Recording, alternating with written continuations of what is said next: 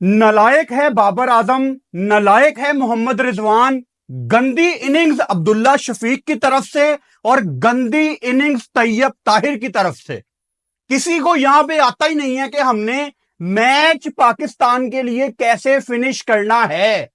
वही पुरानी कहानियां जो पिछले 8-9 साल से चलती आ रही हैं कि ऊपर वाले इतना प्रेशर बना देते हैं, इतनी ज्यादा बॉलें खा जाते हैं कि नीचे वाले उसको कवर करने के चक्कर में एक गंदा हिट मार के गलत टाइम पे आउट हो जाते हैं। वो जो आप बात कर रहे थे ना, T20 में हमारी हालत बहुत बुरी है भाईजान, वो सीनियर्स को वापस ले आए तो सीनियर्स ने तो आपको व्हाइट वॉश करा दिया। बच्चे तो फिर भी एक मैच जीत गए थे ऑकलैंड में, कह लो उसको तुक्का, व्हाइट वॉश तो नहीं ना हुआ।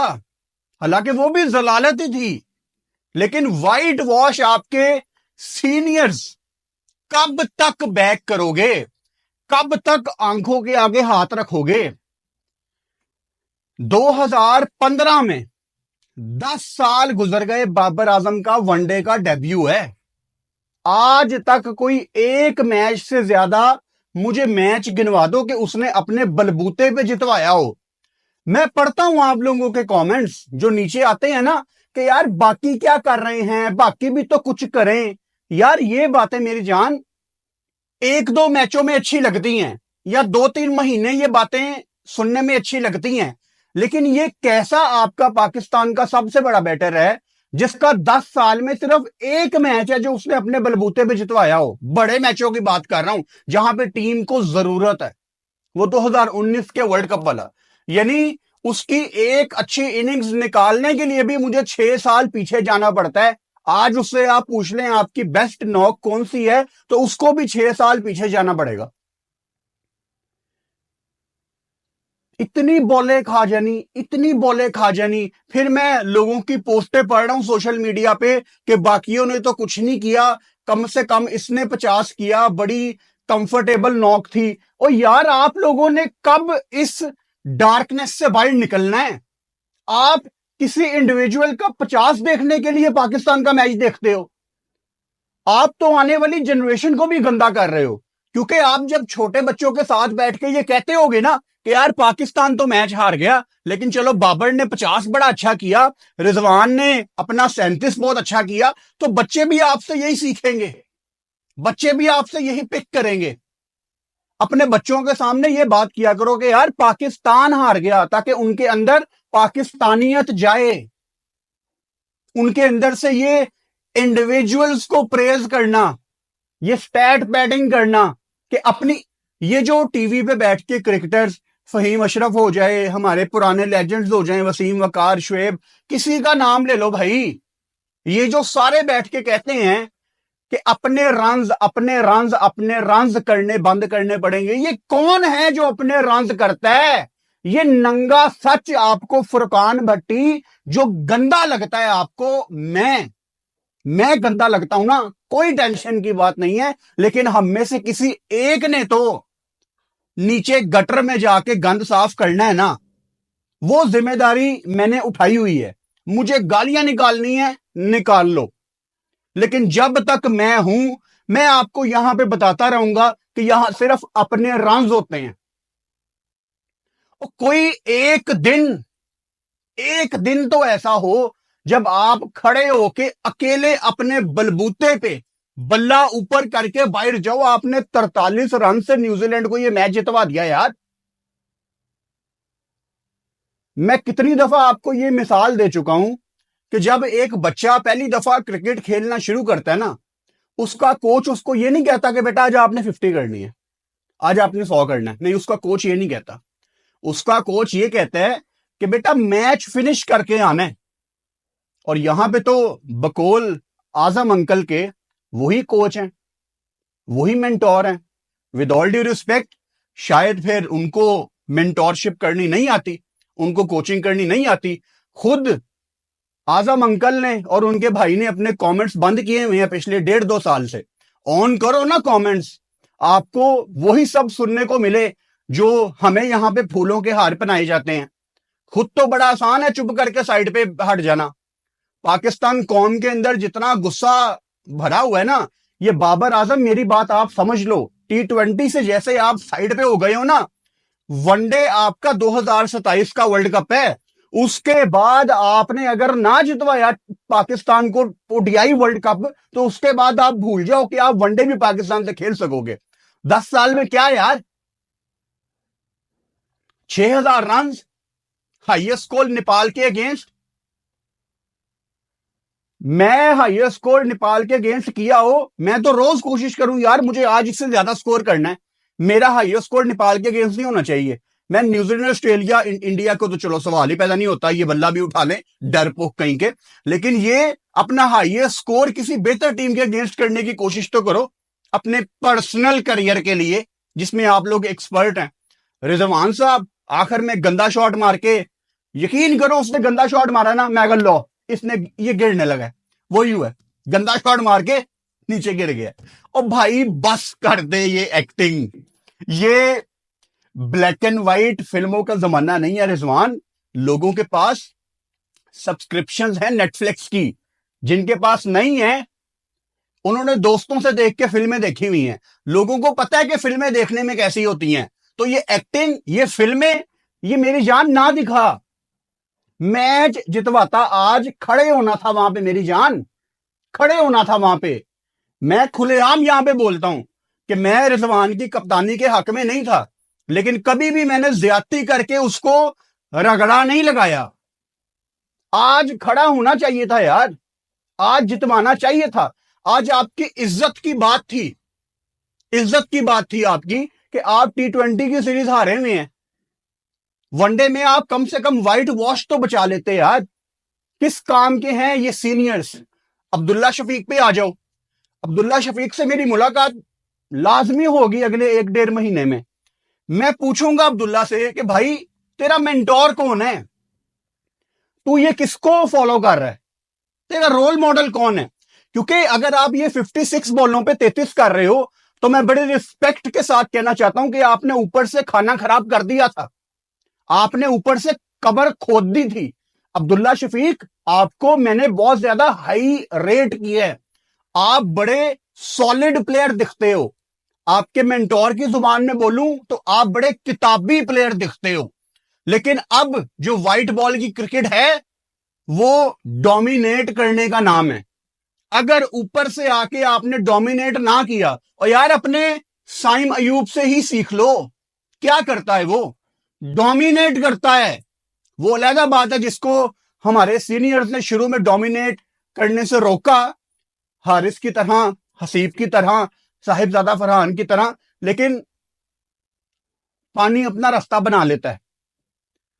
क्या करता है साइम अयूब, डोमिनेट करता है।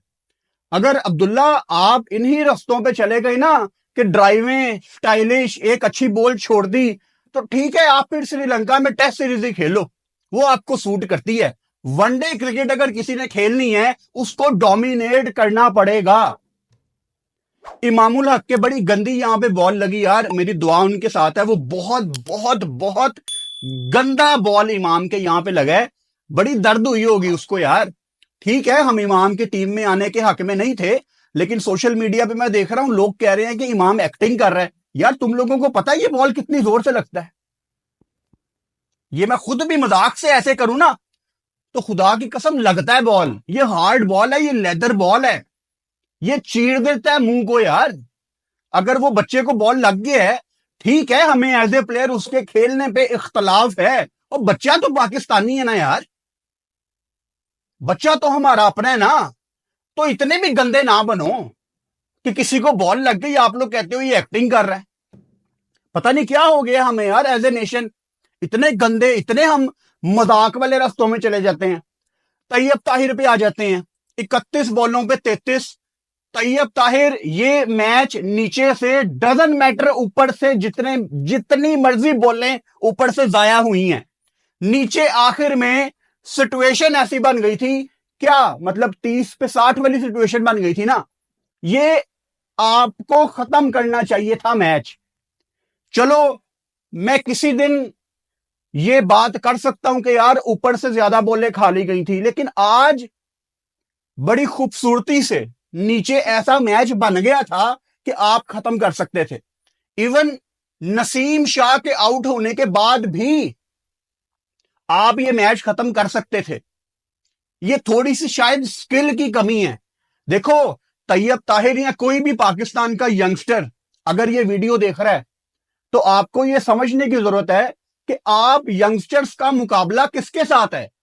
यार जरा इंग्लैंड, ऑस्ट्रेलिया, इंडिया, न्यूजीलैंड को ही देख लो।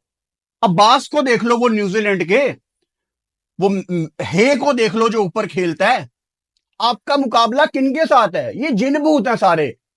इनमें से जिस यंग बच्चे को मौका मिलता है अपने कंट्री से खेलने का, वो इतना डोमिनेट करता है कि आप कहते हैं यार कि जब इनकी मेन टीम वापस आएगी तो हम किसको डालेंगे, किसको निकालेंगे, कुछ समझ नहीं आती। तो अगर आपने ये एवरेज डिसेंट नॉक खेलनी है आए दिन, तो तैयब ताहिर, ये पाकिस्तान का सिस्टम इतना गंदा है कि ये आपको बहुत नीचे उन लड़कों के साथ बिठा देगा, कुएं में नीचे जाके, जो नजर भी नहीं आ रहे और इकट्ठे बहुत ज्यादा लोग बैठे हुए हैं। आप दोबारा ऊपर नहीं आ पाओगे।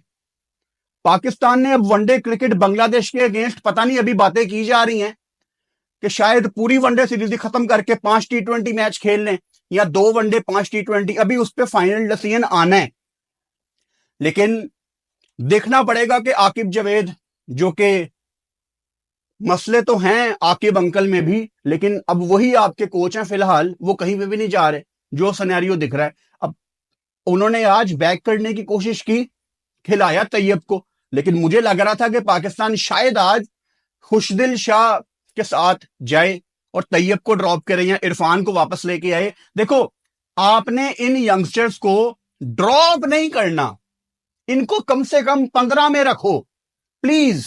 वनडे की बात कर रहा हूं मैं, क्योंकि अभी वनडे के मैच हो रहे हैं आपके। बड़ा आसान है किसी को 4-5 मैच देके रिप्लेस कर देना, लेकिन अगर आपके कोचिंग स्टाफ को, आपकी मैनेजमेंट को, जिन्होंने टीम लड़वानी है, अगर इनको कॉन्फिडेंस है किसी भी बच्चे के ऊपर, तो उसको अपने साथ रखो, क्योंकि यही दुनिया में होता है। आप टाइम आने पे आपका प्लेयर क्लिक करता है, वो अलग बात है। हमारी बदकिस्मती है कि पाकिस्तान में हमारा यहां पे टाइम आने पे यहां पे कोई प्लेयर चलता ही नहीं है। पाकिस्तान के अगर मैं स्पेसिफिकली बैटिंग ऑर्डर की बात करूं, उस्मान खान आज चौथे पे खेला। अगेन, मैं उस्मान खान के बारे में श्योर नहीं हूं भाई। मेरा ख्याल है कि कोई भी उस्मान खान के बारे में श्योर नहीं है कि वो किस तरह का प्लेयर है, वो क्या प्लेयर है। उस्मान खान की क्या एज है यार? लगता तो ये 30 के करीब ही है। उस्मान खान की क्या एज है, अभी देख लेते हैं क्या एज होगी उस्मान खान की यार। कोई मुझे, हाँ, उस्मान खान की एज है 29 साल। 365 दिन होते हैं ना साल में, 29 साल 330 दिन उम्र है उस्मान खान की, यानी 30 साल का उस्मान खान, और विकेट कीपर है। और आप उस्मान को इसलिए कैरी करते हैं कि यार आपको एक दूसरा विकेट कीपर अपने साथ रखना होता है, वो कंसेशन वगैरह आजकल चलते हैं। तो अगर आपने उस्मान खान, जिनके बारे में अभी हमें श्योरिटी नहीं है कि इनका क्या फ्यूचर है, आप उस्मान खान को जबरदस्ती कैरी कर रहे हो, लेकिन अगर कोई नई टीम में आ रहा तो वो हारिस पीछे रह जाता है, हसीबुल्ला पीछे रह जाता है, साहिबजादा फरहान विकेट कीपिंग करता है, वो पीछे रह जाता है। तो आपके पास शायद इससे यंग प्लेयर मौजूद हैं। आपको यह समझने की जरूरत है, पाकिस्तान टीम जब लास्ट टाइम ऑस्ट्रेलिया गई ना टेस्ट सीरीज खेलने के लिए, तो ये नुमान अली को ले गए। अभी वो आपकी मुल्तान वाली सीरीज नहीं हुई थी तो आपने इनका वो कमाल नहीं देखा था स्पिन विकेटों पे।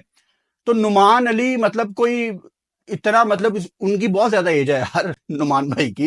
ही वुड बी 42-43, एज उन्होंने कम लिखवाई हुई है, लेकिन उनका कोई फ्यूचर नहीं है पाकिस्तान से।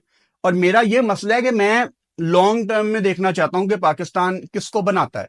नुमान का वहां जाके, नुमान भाई का, नुमान अंकल का वहां जाके अपेंडिक्स का ऑपरेट हो गया, वो टूर से बाहर हो गए। इनके पास यहां पे, अच्छा अभी आप लोग, ये मैं शान मसूद की कप्तानी की बात कर रहा हूं, हाँ शायद वही है। आपने अभी ये फैसल अकरम, मेहरान मुमताज, अरफात मिनहाज, सुफियान मुकीम, आप इनमें से किसी का नाम अभी नहीं ले रहे थे, लेकिन मैं आपको एक बंदे का नाम बता रहा था, Mehran Mumtaz, young player, ready to play for Pakistan. अब उसके बाद इन्होंने मेहरान मुमताज जो पाकिस्तान टीम के साथ जाता था, जो पाकिस्तान टीम के कैंप में पार्टिसिपेट करता था, पीएसएल पहले खेल गया, कश्मीर प्रीमियर लीग में शाहिद अफरीदी ने उसको कह दिया कि तू बड़ा प्लेयर बनेगा, उसका जर्नी रेडी था, आपने उसके ऊपर इतने प्लेयर खिला दिए। अब कहने का मतलब है कि आपकी सोच, उस्मान खान वाले पॉइंट से मैं ये मिलाना चाह रहा हूं, लॉन्ग टर्म में क्या है कि एक बंदा जो 30 साल का है, उसके आप उसके ऊपर इतना इन्वेस्ट कर रहे हो, जबकि उसकी इन्वेस्टमेंट 2-3 साल की होगी मैक्सिमम। बेहतर ये नहीं है कि आप उनके ऊपर इन्वेस्ट करो जो 22-23 साल के हैं। मैं तो लॉन्ग टर्म में चलने वाला बंदा हूं, पता नहीं ये कैसे लोग हैं।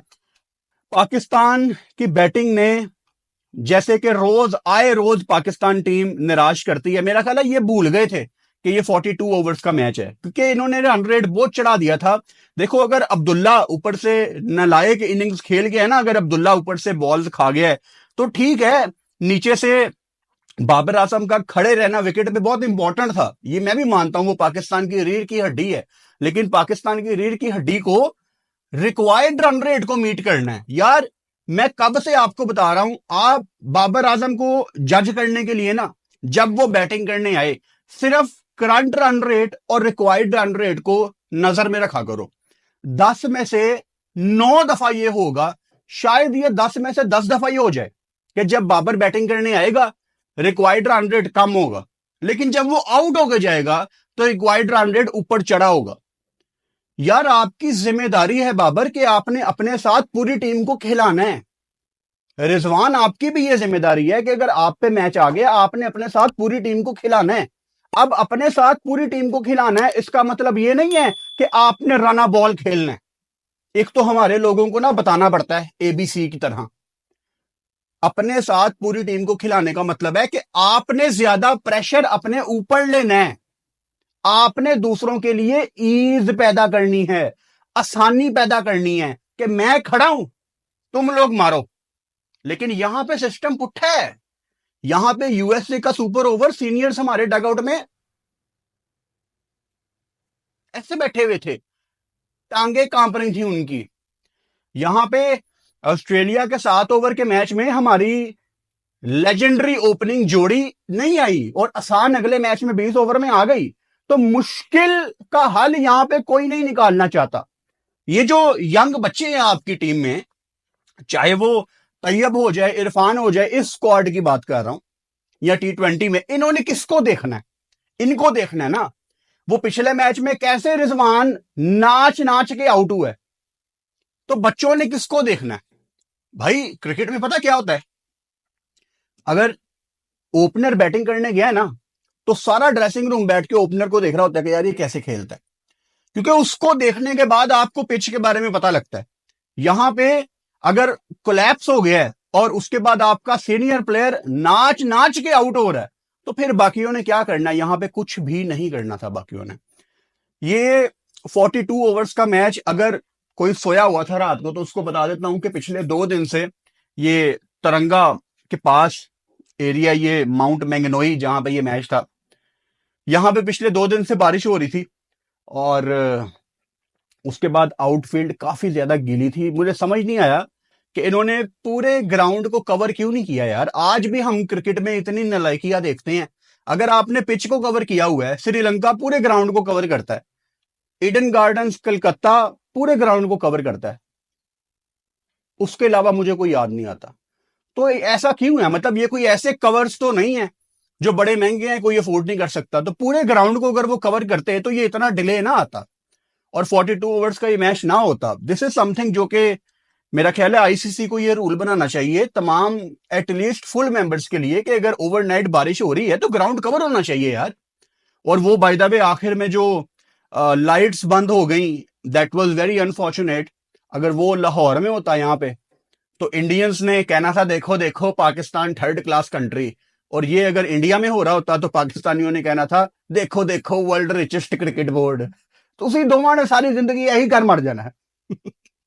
आप दोनों ने, इंडियन पाकिस्तानियों ने, सारी जिंदगी एक दूसरे से लड़ के मर जाना है, यही करते रहना सारी जिंदगी। लेकिन ये न्यूजीलैंड में हुआ। मैं हमेशा कहता हूं कि ये जो टेक्निकल मसले हैं ये सारी दुनिया में होते हैं, लेकिन थैंक गॉड तैयब को बॉल नहीं लगी। ये बड़ा सीरियस हो सकता था क्योंकि बॉलर ने बॉल फेंक दी थी और वो लास्ट मोमेंट पे तैयब हटा है। वो बॉल फर्ज करो अगर सीधा बॉल रह जाता, बाउंसर होता, वो एकदम ब्लैंक, दिल की धड़कन मेरी बंद हो गई थी, वो क्या हो गया, तो वो तो मुंह पे लग सकती थी हर ball. Thank God is okay. Pakistan की बॉलिंग पे आ जाते हैं। अगेन आज आकिफ जावेद ने 4 विकेटें ली, इंप्रेस किया है, इसको आप कैरी करें अपने साथ। मसले हैं पाकिस्तान की बॉलिंग में। पाकिस्तान ने इस सीरीज में ऑब्वियसली एक्स्ट्रा रन बहुत ज्यादा दिए हैं, आकिफ ने भी वाइडे शाइडें कराई हैं। तो ये वो चीज है, इसकी इन चीजों की वजह से ना आप किसी भी क्रिकेटर को बाहर नहीं निकालते, आप उनको ठीक करते हो कि यार ये इंप्रूवमेंट की जरूरत है। और आपके पास आपके डगआउट में आकिब जावेद भी मौजूद हैं जो कि डिसेंट अच्छे बॉलर रहे हुए हैं। आपके पास अजहर महमूद मौजूद हैं पाकिस्तान के, अब्दुल रजाक के बाद प्रॉबेबली उनका नाम आता है ऑलराउंडर्स में। अजहर महमूद को बॉलिंग का पता है, बॉलर्स हमारे जितने भी हैं वो बड़ा कंफर्टेबल फील करते हैं अजहर महमूद के साथ काम करना। तो ये जो वाइडें बहुत ज्यादा पाकिस्तान कर रहा है, इवन नसीम भी, तो ये इन पे काम होने की जरूरत है। प्रॉब्ली आप थोड़ा तेज करने की कोशिश कर रहे हैं, शायद इस वजह से बॉल हाथ से आपके निकलती है। फहीम अशरफ इस सीरीज में बहुत ज्यादा कंफ्यूज छोड़ गए, 5 ओवर्स में 31 रन, 1 विकेट, और पिछले मैच में उनकी वो नॉक। तो सीधी बात है, मैं तो यहाँ पे चढ़ते सूरज को सलाम नहीं करता, और फहीम से मेरा बहुत अच्छा ताल्लुक है यार, फहीम से मेरा बहुत अच्छा ताल्लुक है। मैं पता नहीं 1-2 साल पुरानी बात है, खैर छोड़ो वो, लेकिन उससे मेरा ताल्लुक बहुत ज्यादा अच्छा है। और मैं सोचता हूँ इन सब से मेरा इतना अच्छा ताल्लुक है, इनके ऊपर मैं ऐसी ऐसी बात बोल जाता हूँ, ये सारे इकट्ठे हो गए, ये तो मुझे बिठा लेंगे कि तू तो जरा गल कर साढ़े ना पहले। लेकिन मैं क्या करूं यार, मैं इस कुर्सी पे बैठ के किसी को फेवर नहीं दे सकता। अच्छा, कुछ लोगों को लगता है कि मैं किसी स्पेसिफिक प्लेयर को फेवर देता हूं। देखो, फेवर देने का मतलब भी होता है जो तुम लोग कर रहे हो ना बाबर के साथ, वो होता है फेवर देने का मतलब, कि वो बंदा 10 साल से मैच जीत नहीं रहा और आप लोगों ने उसको चढ़ाया हुआ है कि जी नहीं नहीं यही है, बस ये होता है फेवर देना। अगर मुझे कोई प्लेयर लगता है कि इसमें पोटेंशियल है और वो यंगस्टर है, तो आप लोग यंगस्टर्स को 3-4-5 मैचों के बाद टांग के रख देते हो। और जिन लोगों ने माशाल्लाह आपको 3-4-5 वर्ल्ड कप सरवाए हुए हैं, 3-4 एशिया कप सरवाए हुए हैं, T20 वर्ल्ड कप सरवाए हुए हैं, चैंपियंस ट्रॉफी हरवा दी है, उनको गुनाह माफ है। लेकिन यंगस्टर 4-5 मैच, उसके अलावा मेरा नहीं ख्याल कि आप लोग चांस देते हो। सीरीज पाकिस्तान की ये खत्म हो गई है। अगर कोई 2 प्लेयर्स आपको मैं बताऊं कलेक्टिवली T20 और वनडे सीरीज मिला के कि जिन्होंने मुझे बहुत ज्यादा इंप्रेस किया है, नंबर 1 पाकिस्तान को ये क्लियर कट होना चाहिए कि गोइंग फॉरवर्ड हमारा जो मेन स्पिनर है वो सुफियान मुकीम होगा। पाकिस्तान ने ज्यादा ट्रस्ट नहीं किया अबरार पे। अबरार ने ठीक है वो शुभमन को आउट किया, लेकिन अबरार भी जब सीधी विकेट हो जाती है तो उसको कुट पड़ती है। अब मैं ये नहीं कह रहा कि अबरार को बाहर निकाल दो, 15-16 में रखो भाई, जरूरत पड़ेगी आपको कंडीशंस के हिसाब से, जरूरत पड़ेगी आपको। सुफियान मुकीम आपकी 15 से बाहर नहीं बनता, और शायद उसको 11 से भी बाहर निकालना एक बेवकूफी है। इनका बस चलता ये तो शदाब खान, लेजेंडरी शदाब खान को ना के वनडे में वापस लेके आते, लेकिन उसको शायद वाइस कप्तान भी बना देते। पता नहीं क्या ऐसा किया है शदाब खान ने, उस पर मैं बात नहीं करना चाहता। T20 में हमने बहुत ज्यादा बात की है। Nothing against Shadab, it's about the system. Nothing against Faheem, it's about the system. कि आपने पीछे जाके वो प्रोसेस पूरा नहीं किया। मुझे पता है इन लोगों के बहुत फैंस है पाकिस्तान में, लोग मुझे उठ के कहते थे तुम्हें नहीं पता शदाब खान ने वो युवराज सिंह के अगेंस्ट रिव्यू लिया था। और भाई 8 साल गुजर गए, 2017 की बात थी वो। अब उसके ऊपर क्या क्या होना है, यहाँ पे क्या क्या होना है उसके ऊपर। शदाब वापस गया, उसने डोमेस्टिक में कुछ नहीं किया था भाई। 6 डोमेस्टिक के T20 मैचों में 0 विकेट थी उसकी। आपने उसको ना के पाकिस्तान टीम में वापस लेके आए, आपने उसको वाइस कप्तान बना दिया। फहीम अशरफ को जस्टिफाई करने के लिए आप बांग्लादेश प्रीमियर लीग खुशदिल शाह को वापस ले लो। खुशदिल ने अपना एक अच्छा जलवा दिखाया हमें चैंपियंस ट्रॉफी में भी, और यहां पे भी वो नजर आया कि उसके अंदर है वो चीज। लेकिन आप किसी को वापस लाने के लिए बांग्लादेश प्रीमियर लीग को नहीं बनाएंगे। बांग्लादेश प्रीमियर लीग का विद ऑल ड्यू रिस्पेक्ट कोई स्टैंडर्ड नहीं है भाई। उसकी बेस के ऊपर आप लड़कों को वापस लाएंगे तो आपकी क्रिकेट मजीद नीचे जाएगी, जो कि बहुत तेजी से नीचे जा रही है। मेरी तो अर्ली प्रिडिक्शन है, अल्लाह करे ऐसा कभी ना हो, लेकिन रियलिस्टिकली अगले 2 वर्ल्ड कप्स में से किसी एक का पाकिस्तान ने क्वालिफाई राउंड खेलना है। यहीं पे आप हैं और यहीं पे मैं हूं, और हमने साथ बैठ के रोना है इस बात पे। देख लेना, एक जो पाकिस्तान की पॉजिटिव चीज थी इस सीरीज की, T20 वनडे मिला के, वो सुफियान मुकीम है, एंड दूसरा सलमान अली आगा। सलमान अली आगा ठीक है, काइंड ऑफ थोड़ा सा नया प्लेयर भी है, अभी बहुत ज्यादा सीनियर नहीं हुआ, उसको भी आज उसके ऊपर जिम्मेदारी थी, लेकिन सलमान अली आगा से हमने एज ए नेशन अभी बहुत कुछ निकालना है। सलमान अली आगा पाकिस्तान को एक ऐसा प्लेयर मिला है जो कुछ करना चाहता है, जो कुछ चेंज लाना चाहता है। वो चीज प्रेस कॉन्फ्रेंस में उसकी बातों में नजर नहीं आती, ग्राउंड में देखेंगे इंशाल्लाह। प्रेस कॉन्फ्रेंस में उसकी बातें नजर नहीं आती, एक्शंस में उसकी बातें नजर आती हैं। तो सलमान अली आगा एंड सुफियान मुकीम मेरे लिए 2 पॉजिटिव्स थी इस सीरीज की।